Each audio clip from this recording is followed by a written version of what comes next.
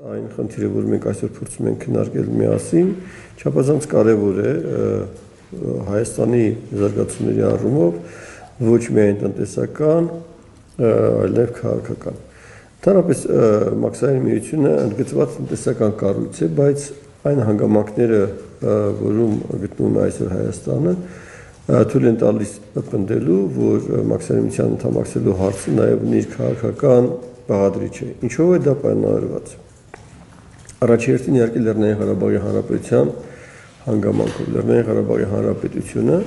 Հայաստանի Հանրապետության հետ ըստ էության չափազանց ինտեգրված պետություն է եւ նրանք երկուսը գտնվում են նույն մաքսային միության մեջ, եթե կարելի է այսպես ասել։ Եվ այս առումով չափազանց էական է, թե ինչպես պետք է լուծվեն այդ խնդիրները, երբ Հայաստանի Հանրապետությունը անդամակցում է մաքսային միությանը։ Եթե դուք հիշում եք, ապա հոկտեմբերի 24-ին Մինսկում տեղի ունեցած վեաժողովի ժամանակ, երբ մաքսային միության երկրների ղեկավարները քննարկում էին բազմաթիվ հարցեր, այդ թվում նաև Հայաստանի ապագա անդամակցության հարցը, պարոն Նազարբայևը հարց բարձրացրեց, որտեղ ըստ էության պրոբլեմներ էր տեսնում այն առումով, որ Լեռնային Ղարաբաղի Հանրապետության եւ Հայաստանի Հանրապետության միջև մաքսային սահման գոյություն չունի,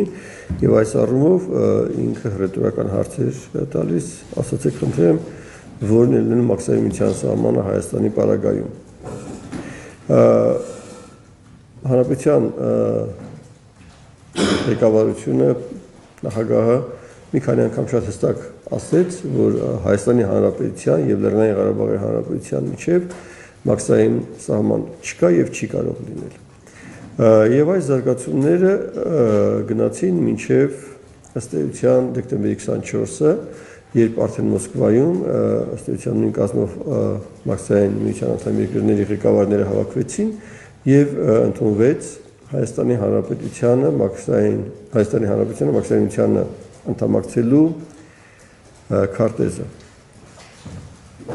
Սակայն չափազանց կարևոր մի իրադարձություն տեղի ունեցավ դրանից ընդհանրապես մեկ օր առաջ, որը կարծում եմ դուրս մնաց լայն լուսաբանման դաշտից, ինչը կարծում եմ արդարացված չի, որտեղ դրանով էապես ինքը իրենով էապես պայմանավորվեց այն հետագա զարգացումները,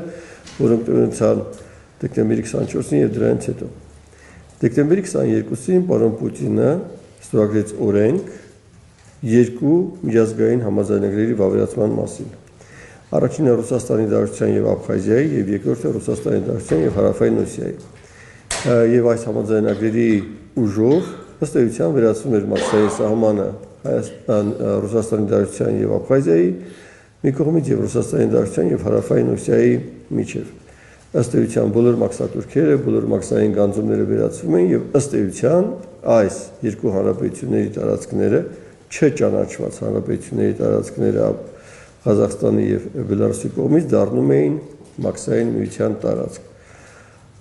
Սա չափազանց կարևոր նախադեպ էր մեր համար Լեռնային Ղարաբաղի խնդրի հետ կապված մաքսային միության անդամակցելու, որովհետեւ այլևս այն հարցադրումը, որ արել էր պարոն Նազարբայևը Բելարուսում,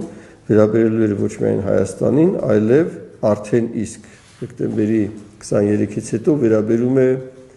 երկու այլ իրենց կողմից չճանաչված պետություններին, Աբխազիային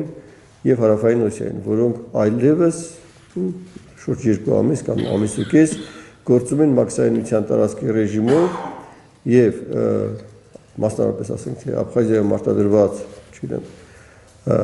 մանդարինը հայտնվում է Ռուսաստանի Դաշնության տարածքում, հայտնվում է Ղազախստանում եւ դրա հետ այլևս այն պետությունների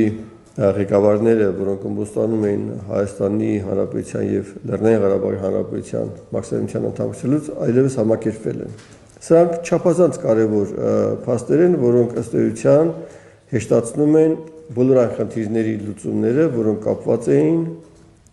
Լեռնային Ղարաբաղի դեռ վերջնականապես չճանաչված լինելու հանգամանքի հետ։ Հայաստանի Հանրապետությունը միանում է մաքսային միությանը, այլևս Լեռնային Ղարաբաղի Հանրապետության տարածքը ըստ էության դառնում է մաքսային միության տարածք, լինելով չճանաչված Ղազախստանի եւ Բելարուսի կողմից ճիշտ այնպես, ինչպես Աբխազիան եւ Հարավային Օսիան դարձել են մաքսային միության տարածքներ ճանաչված չլինելով Բելարուսի եւ Ղազախստանի կողմից։ Ինչ է սա տալու։ Սա ոչ միայն տալու է տնտեսական մեծ հնարավորություններ Լեռնային Ղարաբաղի զարգացման համար, քիչ առաջ ես խոսեցի աբխազական մանդարինի մասին, պատկերավոր ասած, Ղարաբաղում արտադրված թթեուղին կարող է հայտնվել ոչ միայն Ռուսաստանի շուկայում, այլև այն պետության շուկայում, որի ղեկավարը մասնավորապես հոկտեմբերի 24-ին հռետորական հարցադրում էր անում, թե որն է, ասեք, խնդրում եմ դառնալու մաքսային միության սահմանը Հայաստանի պարագայում։ Սա, ինչպես ասեցի, ոչ միայն տնտեսական էական նշանակություն ունենալու Ղարաբաղի տնտեսական զարգացման համար, այլ սա նաև տնտեսական ճանաչում է լինելու Լեռնային Ղարաբաղի Հանրապետության եւ տնտեսական ճանաչման այդ նոր բարձր մակարդակը հեշտացնելու է նաև քաղաքական ճանաչման գործընթացը ապագայում։ Սակայն մինչև այդ ուզում եմ երկու խոսք ասեմ նաև այն խնդրի մասին, որը ուղղակի պաշտպանությանն է վերաբերում։ Տեսեք, սեպտեմբերի 3-ից հետո բավականին էական տեղաշարժեր արձանագրվեցին մասնավորապես այն հռետորաբանության մեջ, որոնք օգտագործում են եւ Հայաստանի Հանրապետության բարձրաստիճան պաշտոնատարանձին, պաշտպանության նախարարը, հանրապետության նախագահը եւ այն հռետորաբանության մեջ, որ օգտագործվում է Ադրբեջանում։ Դուք իհարկե հիշում եք, որ Հայաստանի Հանրապետության թե նախագահը եւ պաշտպանության նախագահը վերջերս ասում են, որ պատերազմը, լայնամասշտաբ պատերազմը Ղարաբաղի եւ Ադրբեջանի միջև մտակա ապագայում գործնականում բացառված է։ Այդպիսի արտահայտություններ դուք հիշում եք, որ վերջի ժամանակներս Հայաստանի Հանրապետության բարձրաստիճան պաշտոնատար անձանց կողմից ըստ էության չէին հնչում։ Մյուս կողմից Ադրբեջանում հենց վերջի ժամանակներս շատ ավելի հաճախ հնչում են արտահայտություններ, որ Հայաստանը եւ հնչում են նաեւ այդ հայտարարությունները, երբ իրենց պաշտոնատար անձիկ խոսում են մաքսային միության, ներողություն, խոսում են ՀԱԿ Մինսկի խմբի ներկայացուցիչների հետ, որ ապագա զարգացումների պարագայում մենք անհանգստացած ենք, որ այդ կոնֆլիկտին կարող են մասնակցել նաեւ ՕԴԿԲ-ի ուժերը, ՀԱՊԿ-ի ուժերը։ Սրանք զարգացումներ են, որոնց մասին կարծում եմ հարկ է հատկապես նշել, որտեղ իրենք իրենց մեջ ոչ միայն տնտեսական, այլև պաշտպանական բնագավառի եւ անվտանգության բնագավառի լուրջ կոմպոնենտներ են պարունակում։ Ես կդժվարանամ հստակ ասեմ, մասնավորապես ամսի 24-ին այդ վեհաժողովի նախորդ օրը, ամսի 23-ին պարոն Պուտինի կողմից ստորագրված այդ օրենքները պատահականություն էին, թե չէ մեկ օրվա տարբերությամբ, բայց ենթադրում եմ, որ այդ ամեն ինչի եւ ուրիշ շատ բաների մասին նաեւ պայմանավորվածություններ են եղել սեպտեմբերի 3-ից առաջ։ Ինչ վերաբերում է զուտ տնտեսական կողմին խնդրի, շատ հաճախ մեր օպոնենտները ասում են եւ կարծեք թե իրավացիորեն, որ եթե մաքսային միության անդամ երկրների հետ Հայաստանը այսօր էլ ունի համաձայնագրեր, որոնցով մաքսատուրքեր չեն գանձվում, ապա ինչպիսի տնտեսական առավելություններ ենք մենք ակնկալում մաքսային միության մեջ անդամակցելու պարագայում։ Իսկապես կարծեք թե խնդիրը բավականին հստակ է դրված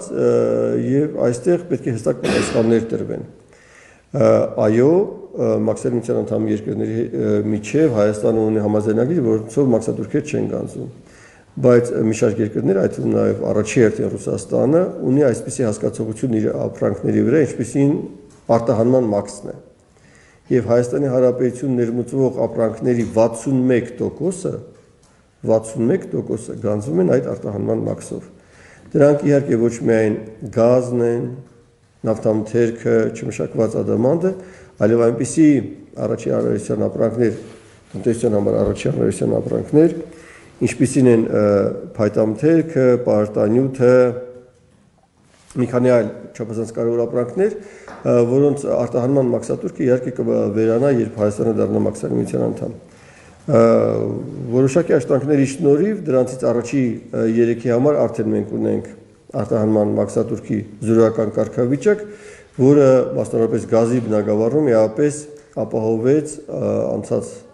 անցնող բավականին դաժան ձմռան պայմաններում մեր ազգաբնակության կողմից վճարվելիք գազի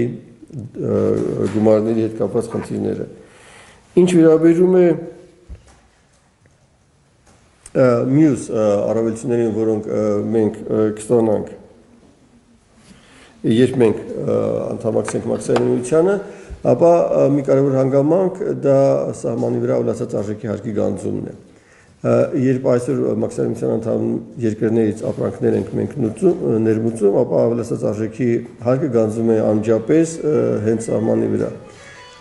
Երբ Հայաստանը դառնա մաքսային միության անդամ, ապա այդ ապրանքների համար մուծվելիք ավելացած արժեքի հարկը որոշակիորեն կհետաձգվի, որտեղ ըստ գործող կանոնների այդ ապրանքների ավելացած արժեքի հարկը մուծվելու է հաջորդ ամսվա 20-ին։ Այսինքն 20-ից 50 օրվա ընթացքում տնտեսվարողը ժամանակ ունենա իրականացնելու իր ավելացած արժեքի հարկի մուծումը ներմուծված ապրանքի համար, որը որոշակիորեն կթեթևացնի տնտեսվարողի կողմից իրականացվող ֆինանսական խնդիրները։